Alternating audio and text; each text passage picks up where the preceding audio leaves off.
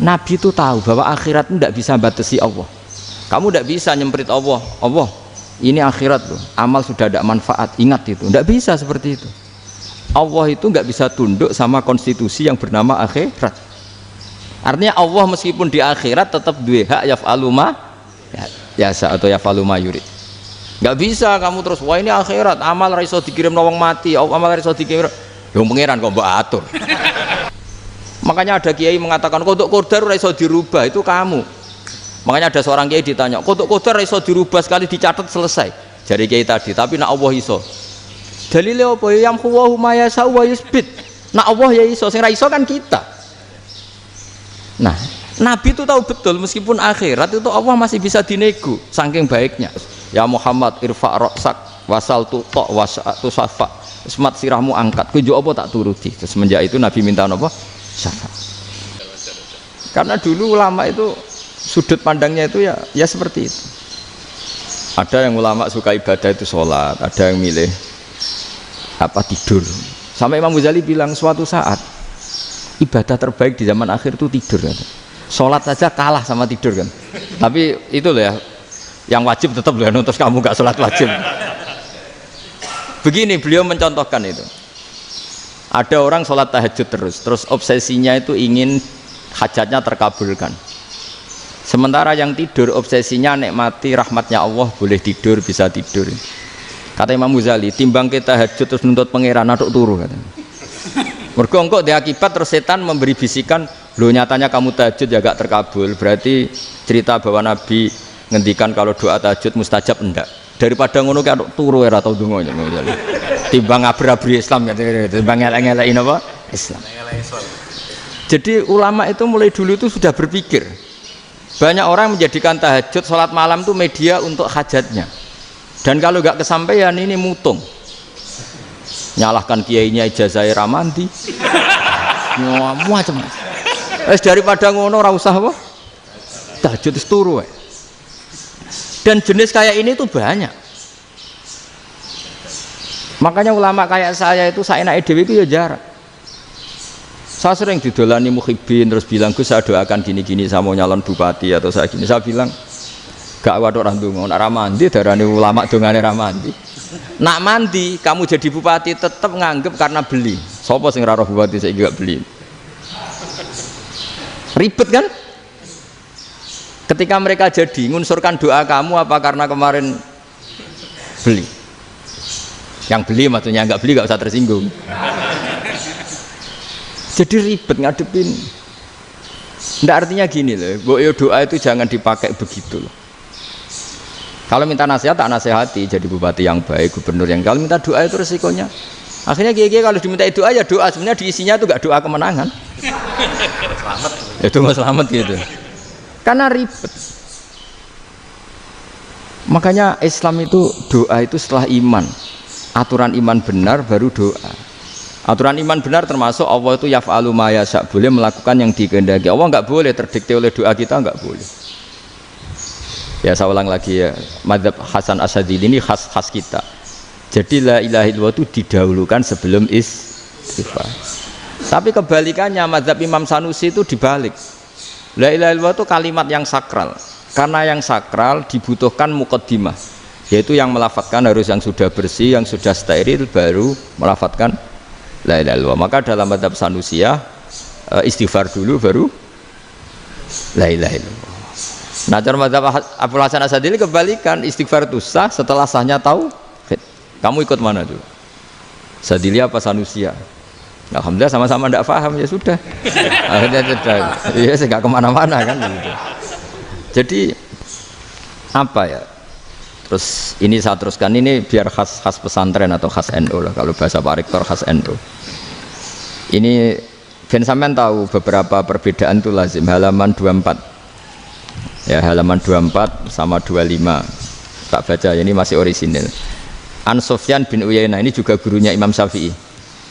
Kata Sufyan bin Uyainah, beliau cerita, kana Isa wa Yahya alaihi masalam ya'tiyanil qaryah.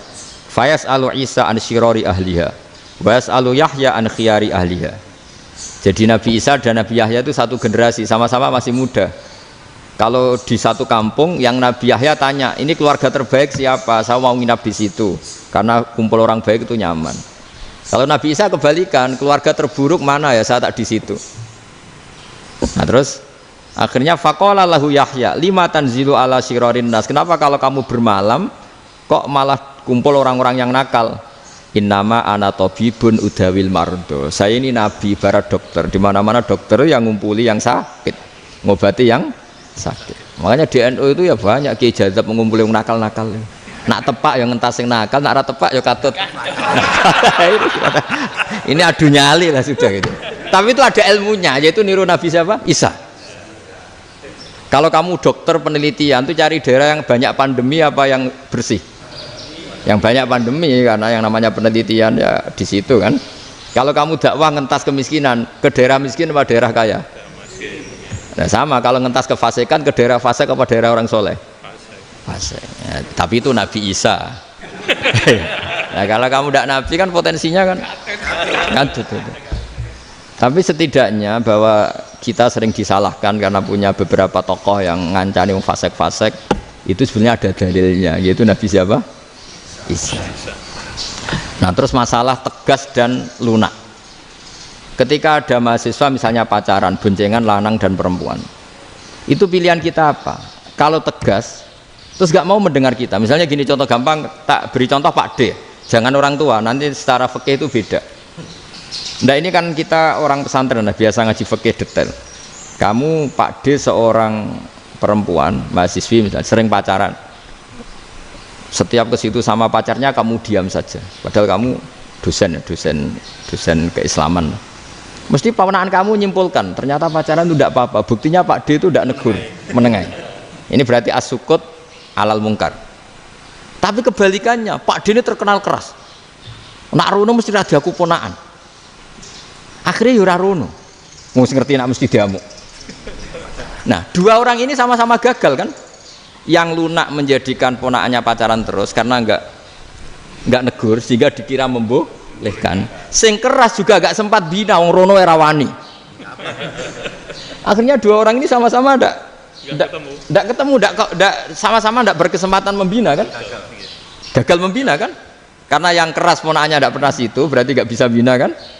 Yang lunak membiarkan berarti juga ada bina. Nah, Islam itu antara dua itu. Ya agak terlalu lunak, enggak terlalu keras. Karena kalau terlalu keras, misalnya ada kiai terlalu keras, lu masyarakat mau tanya itu gimana? Lari kan? Lu saya ini punya pengalaman pribadi. Saya ini kan kecelok orang alim. Itu kalau pernah ya saya itu berusaha ya pokoknya ya umumnya orang alim lah. Tenang, terus anteng, enggak gejlok-gejlokan. Itu enggak ada yang tanya. Saya mimpi ketemu beberapa ulama itu disalahkan. Terus umat saya kalau mau tanya itu ke siapa? Wong alim wis wibawa, meneng tambah banget wibawan. Bala Quran sering gojlok rektor macam-macam. Terus wong wanita kok, saya biasa ke pasar pandangan dicegot orang. Gus, putri saya itu sering keluar darah tapi melebihi batas haid gini-gini. Kalau badhe sowan jenengan, gak usah sowan ning kene mbek ngadeg-ngadegan. Terus tanya, yang haid berapa hari, Gus? Ya supaya rudat ilal adat sebelum dia punya penyakit istihadah itu berapa? 6 hari ya sudah, kembali 6 hari lainnya mustahadah, tetap sholat, tetap normal. Tapi kalau saya wibawa, mau pasar gue tasbih seduwilu. Iku mesti wong salaman njaluk donga yakin. Tapi baru kayak rada uraan ketemu wong-wong, dol pening ndi? Mak pening ndi? Gus beneran Gus ketemu jenengan kula wingi badhe tuwa kok. Akhirnya tanya. Dadi uraanku iku amdan. Lho nek sampean asli, iki asli uraan. Karena ndak uraan lah tetap ndak wibawa kan. Jadi baru kayak uraan itu ya banyak. Saya itu kalau ngantor di Jogja itu banyak orang yang tanya. Ya biasa tuh tanya macam-macam. Karena saya uraan. Ke pasar ya orang, bahkan di bis sering ketemu orang. Wah beneran Gus kalau badhe sowan jenengan badhe tanya ini. Ya sudah di sini aja. Jadi semua itu diilmoni. Nabi itu punya sisi yang dua-duanya jalan. Memang beliau luar biasa, dipilih Allah yang luar biasa. Nabi ketika wibawa itu banyak sahabat yang bahkan mengenali wajahnya aja tidak bisa. Ka'anna ala ru'usihim at-thair. Bayangannya seakan-akan di kepalanya itu ada burung yang takut terbang, saking antengnya. Tapi Nabi sekali mengeluarkan job, sekali santai, itu sahabat tanya itu sampai yang nggak pantas ditanyakan. Nabi saya tadi kumpul istri saya, tapi tidak inzal, itu wajib mandi ndak? Aro'aita law anna ahadana ya'ti imra'atahu wa lam yunzil. Itu ya ditanyakan. Nabi pun kumpul ya betul saged inzal sepundi. Guys betul lagi. Terus ya ada yang tanya macam-macam.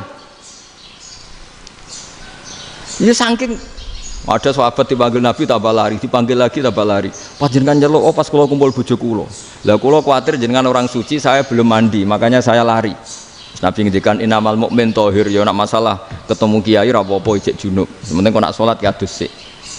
Tapi Nabi sekali pakai madzahirul jalal, tapi pakai wibawanya, itu orang nggak berani ngomong. Tapi sekali Nabi rileks, itu orang bisa tanya apa saja, termasuk halal yang nggak pantas. Lalu ada sahabat itu tanya lucu, tanya Maimunah. Maimunah itu ya cantik tapi sudah agak tua lah.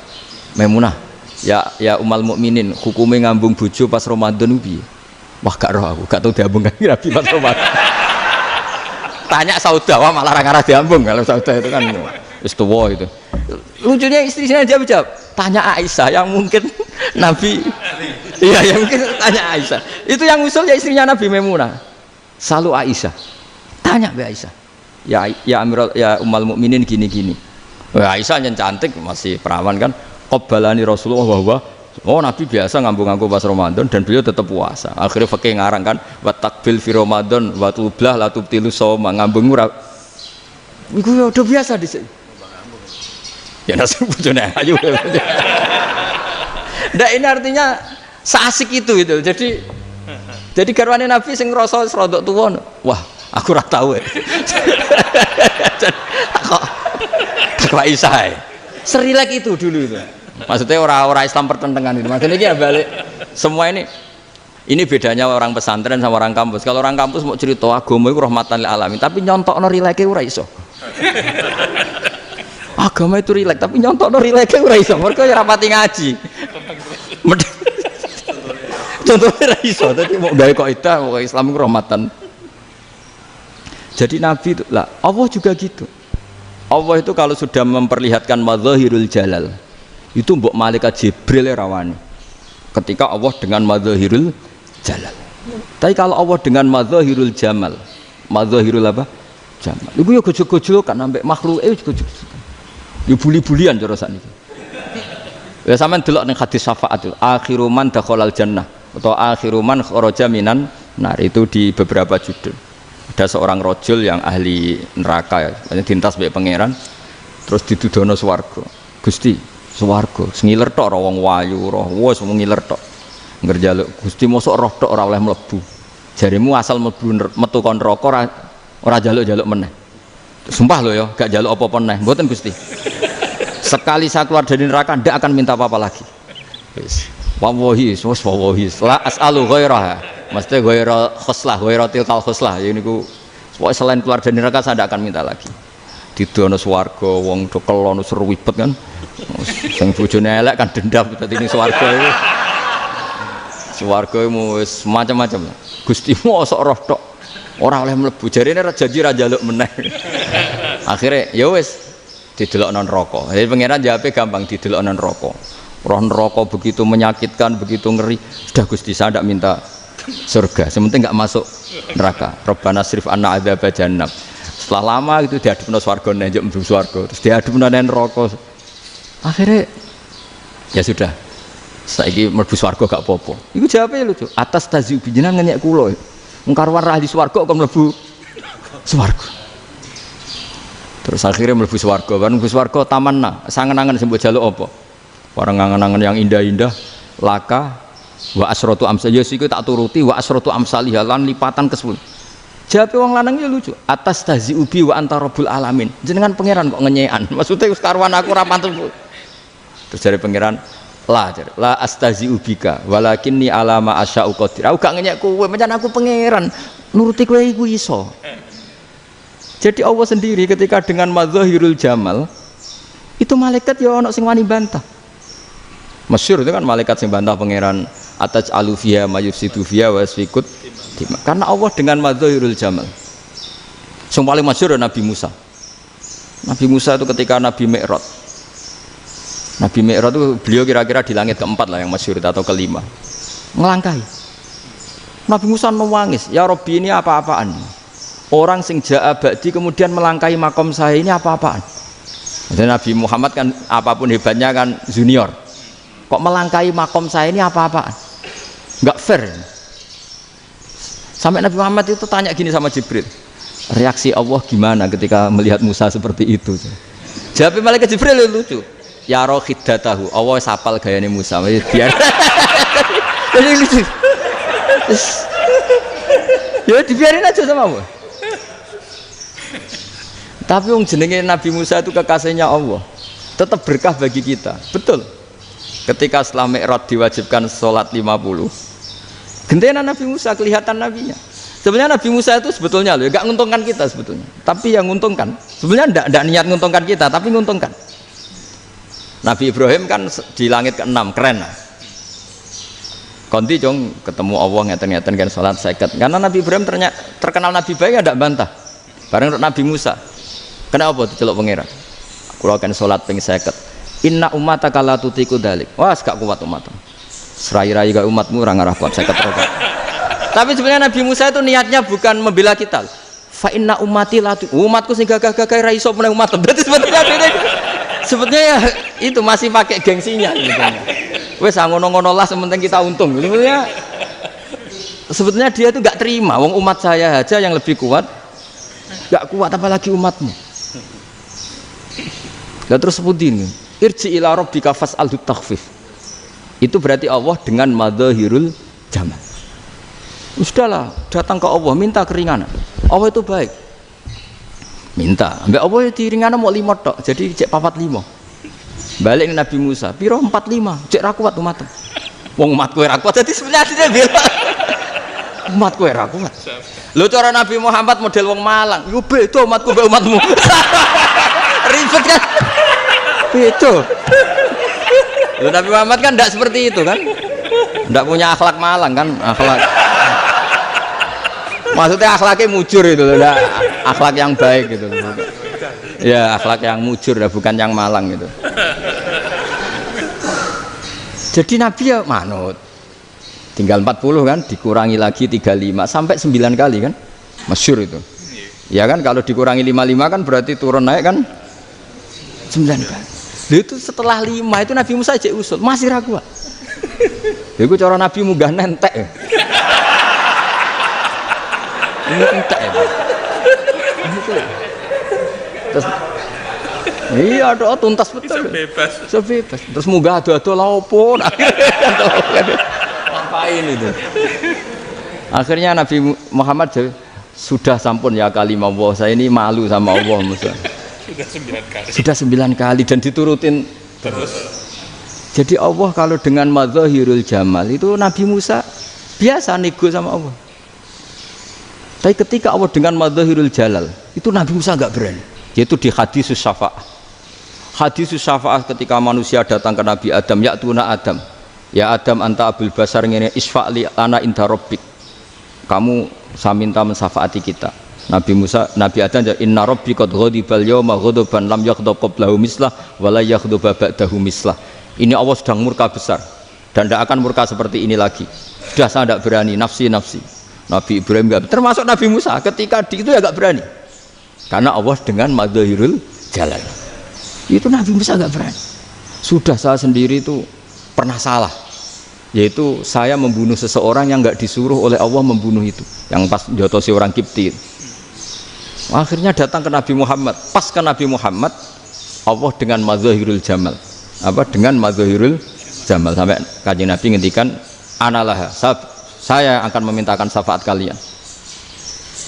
Terus fa ahmadu rabbi bima hamida allamaniha rabbi. Saya muji Allah dengan pujian-pujian yang orang lain tidak tahu, hanya saya yang diajari, kata Rasulullah. Nah di sini menurut banyak ulama termasuk kitab yang saya baca, kenapa Muhammad sebagian namanya Ahmadu? Itu dari af'al tafdil, fa Muhammadun Ahmadu min ghairihi. Muhammad Rasulullah itu kalau muji Allah di atas cara mujinya Nabi yang lain. Jadi Ahmadu bukan dari fi'il mudhari' lil mutakallim tapi dari af'al apa? Tafdil. Fa Muhammadun Ahmadu min ghairihi. bahwa Kanjeng Nabi Muhammad SAW itu cara mujinya Allah di atas pujian para nabi. Makanya di sini Sayyid Ali Zainal Abidin kalau muji hamdal hamidin wa fauqa hamdil hamidin. Jadi pujian saya ini di atas rata-rata cara mereka apa? Memuji. Yaitu sirinya apa? Nabi itu tahu bahwa akhirat itu tidak bisa batasi Allah. Kamu tidak bisa nyemprit Allah. Allah, ini akhirat loh. Amal sudah tidak manfaat. Ingat itu. Tidak bisa seperti itu. Allah itu nggak bisa tunduk sama konstitusi yang bernama akhirat. Artinya Allah meskipun di akhirat tetap duwe hak yaf'alu ma yasa atau yaf'alu ma yurid. Nggak bisa kamu terus wah ini akhirat amal ra iso dikirim wong mati, amal ra iso dikirim. Ya pangeran kok mbok atur. Kalau kita yang mengirimkan tidak bisa, tapi kalau Allah tetap bisa. Makanya ada kiai mengatakan kodok qadar ora iso dirubah, itu kamu. Makanya ada seorang kiai ditanya, kodok qadar ora iso dirubah sekali dicatat selesai. Jadi kiai tadi, tapi nak Allah iso. Dalile apa ya huwa ma yasha wa yusbit. Nak Allah ya iso, sing ra iso kan kita. Nah, Nabi itu tahu betul meskipun akhirat itu Allah masih bisa dinego saking baiknya. Akhirnya Nabi sujud, masyhur itu terus, ya Muhammad irfa' ra'sak wasal tu ta wasatu safa. Semat sirahmu angkat, kunjuk apa tak turuti. Terus semenjak itu Nabi minta apa? Syafaat. Jadi makanya terus banyak GNU sing macam-macam lah. Sing ana sing potongane wedi terus hati-hati. Niku berarti makome Madzahirul Jalal. Ana sing amen guyon nek makome Madzahirul Jamal. Ana sing ra jelas ngene iki, sing ra jelas. Nak guyu buanter kok nangis yo buanter. Jebule urusan utang. Lah ini sudah yang udah. Jadi makanya yang rileks saja. Sebenarnya agama ini santai, rileks karena agama ini harus bifarohin wasururin. Enggak boleh agama ini dibawa dengan kekerasan, dengan antisosial. Karena agama ini harus kul bi fadlillah fi rahmati fa bidzalika falyafrahu, harus senang, harus rileks. Makanya saya jadi kiai itu senang takutnya gini. Sekali saya tidak senang jadi presiden buruk. Ternyata di dua ngalim raina itu contohnya. Sampai merengut terus uripe susah. Nanti orang tidak berani jadi orang alim. Makanya saya buktikan bahwa saya lebih bahagia dibanding rektor. Nanti orang ingin jadi rektor semua, nggak ingin jadi orang alim. Iya, makanya ini kan bentuk kearifan lah. Jenengan ngakui fungsi kiai kayak saya itu bentuk kearifan. Saya juga ngakui jenengan ini butuh kearifan. Saya sering didolani KUA itu. Itu rata-rata ya didikan kiai. Kompilasi hukum Islam itu banyak ya, janda cantik. Contohnya harus cantik, kalau jelek nggak mungkin terjadi kan. Ada janda cantik kebetulan suka kawin tapi takut zina. Saya ulang lagi, suka kawin tapi takut. Itu seringnya gitu Pak Rektor. Jadi dia kawin bosen, bilang ke KUA, Pak saya sekarang mau nikah sama ini. Loh, tapi kamu mau punya suami. Ya tapi kan nggak tercatat Pak. Itu KUA-nya rata-rata itu nggak berani. Meskipun nggak tercatat, karena secara fikih meskipun nggak tercatat tetap dia seorang perempuan yang bersuami, maka nggak boleh nikah sama orang lain. Tapi secara hukum santri nggak bisa dong menikahkan perempuan sing dzati zaujin yang punya suami. Jadi ini barokahnya kerjasama yang baik. Jadi di masyarakat itu tertanam didikan kiai nggak boleh nikahkan perempuan yang bersuami. Tapi di KUA ngikuti hukum formal. Dan di Indonesia itu KUA itu rata-rata konsultasinya ya sama kiai, sehingga ya nggak berani akhirnya meskipun aku ya mlebu rokok gak iso. Dan itu buahnya. Seorang lagi ya, makanya ini kan pesantren itu nggak boleh mati. Orang kiai-kiai kayak saya nggak jelas-jelas itu harus lebih jelas lagi. Karena ini yang on time, yang online, yang siapa saja bisa tanya. Saya itu SMS saya itu nggak punya HP WA. HP jadul itu SMS-nya tiap hari tak berapa, orang yang tanya dari Kalimantan, dari Aceh. Gus di kampung saya ada masjid 2 itu yang sama, ada yang dari orang perkotaan, Gus di perumahan baru ada masjid, yang Jumatan baru orang 12, sah enggak? Ya langsung saya jawab, sah, dalilnya ini. Ya sudah, nah, tapi kata Imam Syafi'i gini harus orang 40, itu madzhab Syafi'i, dalam madzhab yang lain gini-gini. Itu kalau tanya rektor itu kan ribet, masuk ajudan dulu, asisten dulu, panjang.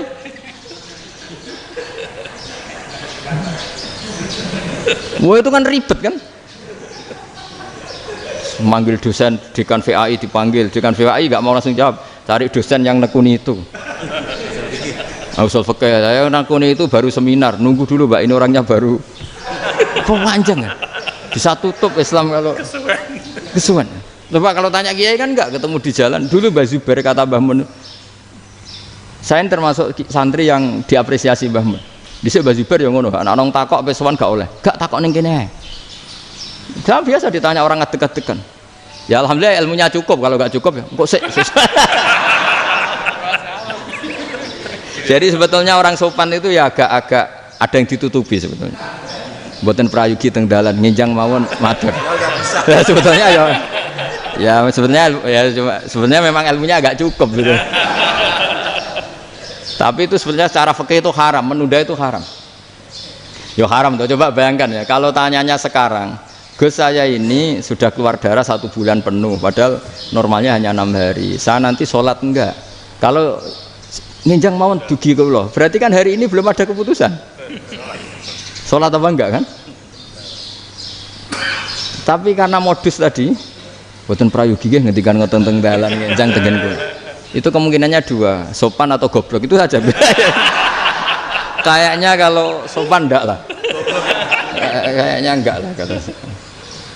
Karena secara fikih itu jelas haram. Bagaimana mungkin sesuatu yang harus dipraktekkan nanti duhur dijawab besok? Berarti duhur, asar sampai subuh belum ada jawaban, berarti nggak ada sholat kan? Makanya dibutuhkan orang-orang alim yang kultural seperti ini, dan NU menghormati kultural. Tapi Mbah Mun juga sangat menghormati Islam formal, karena tadi produk-produk formal itu bisa dilembagakan oleh negara, dan itu kita ikut untung. Makanya Mbah Mun itu kalau punya tamu KUA, punya tamu polisi sampai pejabat itu. Kenapa saya contohkan KUA? Supaya jangan kira seperti pendapat orang-orang hasud, wah mesti aja disolani presiden seneng, menteri seneng. Enggak juga. Sebenarnya semua kiai itu mulai KUA sampai polisi, polsek, polres itu seneng semua. Karena sama-sama diajak mengawal bangsa ini, diajak mengayomi semua masyarakat. Tapi kadang-kadang masyarakat ngeritiknya, jenenge kiai disolani menteri ya seneng presiden. Padahal yang sowan kiai itu ya mulai KUA, Kapolsek, kepala desa, RT, Mudin. Itu Mudin kalau tanya ya lucu-lucu. Gus kalau nate nyembelih pitik kemanian, pitike go gedhe man. Akhirnya wis ngerti nak kemanian langsung tak sembelih meneh. Terusane ku sah ta ora. Ribet. Ya tak jawab, lah pitike pas iku jek urip ta ora? Terus urip Gus. Wis sah cara madzhab Malik kerja urip. Karena itu ada perdebatan antara madzhab Malik dan madzhab Syafi'i. Nah, cara Imam Syafi'i itu agak ketat. Hewan yang punya kehidupan sudah mutharibah, misalnya ayam jago, contohnya harus jago, karena kalau ayam kecil diikhlaskan haram. Jadi yang cilik wae kan gitu. Fikih itu ya, fikihnya orang Indonesia itu pecundang. Kalau ayam kecil nggak ditanyakan, mate ra wis. Kalau jago ditabrak truk kejet. Andai kan nggak disembelih pun mesti mati. Itu cara madzhab Syafi'i itu haram. Karena penyembelihan ini tidak menjadi penyebab kematian, tapi memang karena kecelakaan tadi. Tapi cara madzhab Imam Malik enggak. Andai kan nggak disembelih, matinya kan 2 menit lagi atau 1 menit lagi. Andai kan nggak disembelih, berarti mati sekarang itu bawaan pisau apa bawaan kecelakaan? Ya sudah halal gitu caranya. Nah akhirnya ya saya bilang ya sudahlah kita semuanya Malik. Jadi cara debat, cara Imam Syafi'i enggak, cara berpikir itu sudah tidak kehidupan yang normal, yang dimana-mana penyembelihan itu mematikan yang hidup normal. Jadi agak ketat. Sehingga dalam contoh kemanian, kalau dalam bahasa Jawa nyembelih agak sempurna terus pesonya jatuh atau apa itu, kalau pakai madzhab Syafi'i agak kesulitan. Jadi kalau madzhab Malik asal diselesaikan secara fauron, dan juga sebagian madzhab Syafi'i itu halal. Nah orang mesti tanya gitu, Gus, wedhusku tabrak truk, man Gus kejet. Tapi nak pitik cilik ra ditakokno. Makanya termasuk kritiknya Mbah Mun, tapi ini madzhabnya Mbah Mun ya, kamu boleh ikut boleh ndak, karena ini urusan ndak penting. Dari wong-wong lucu, nak ditakoki yuyu muni haram mergo amfibi. Yuyu ngerti ya, Man? Yuyu nggih. Tapi nak ditakoki kepiting muni halal. Mergo nak yuyu haram gak eman, nak kepiting eman. Padahal alasannya coba, kenapa yuyu haram? Karena amfibi kan, bisa di air. Pertanyaannya, kepiting seperti itu ndak? Nah, tapi kepiting kalau haram kan eman. Karena besar kan. Kalau yuyu silahkan haram kan gitu. Artinya apa? Fikih kita ini agak-agak pecundang gitu, agak-agak pertimbangan. Iya, ini lucu kan? Kualitatif. Coba alasannya yuyu haram karena apa? Amfibi kan? Hidup dua alam. Pertanyaannya kepiting seperti itu enggak? Iya. Iya, kenapa kalau orang tanya, yuyu haram apa halal? Rata-rata jawab haram. Tapi kalau kepiting mulai khilaf. Loh mestinya kan sama kan? Lah itu karena unsur imannya. Iya tadi. Saya juga sering melihat tonggo-tonggo itu. Ayam cuwilik sakmene ketabrak truk, enggak ada yang tanya. Tapi saya pernah jalan-jalan di Naruan sini. Ono jago ketabrak, sing duwe langsung marani kula. Pas saya naik motor, Gus ini halal apa haram? Nah langsung kula sebelah halal apa haram? Wis kanggo kowe halal ya halal. Karena saya tahu tak jawab haram mesti kecewa itu. Aduh. Akhirnya kiai ini beratnya kan. Ya akhirnya ya saya setelah itu Fatihah Imam Syafi'i ngapunten umat kula tuh ora siap mangke madzhab jenengan tuh ndak siap. Untuk mazhab ini tidak sama. Iya kan akhirnya pakai madzhabnya Imam Malik tadi. Ya tak Fatihah Imam Syafi'i ini mboten niat nglawan jenengan. Tapi ngobati tiang eman. Mergo pitike besar itu. Jadi ini kan cerita ya itu makanya yang rileks saja lah bahwa Islam ini yang rileks, yang menyenangkan karena ya agama ini harus menyenangkan. Raditu billahi robba, raditu itu seneng banget, ridho itu puas. Nggak boleh beragama pertuntungan terus emosinan, ya marem atau raditu itu marem jadi yang nyaman. Ya saya kira demikian. Assalamualaikum warahmatullahi wabarakatuh.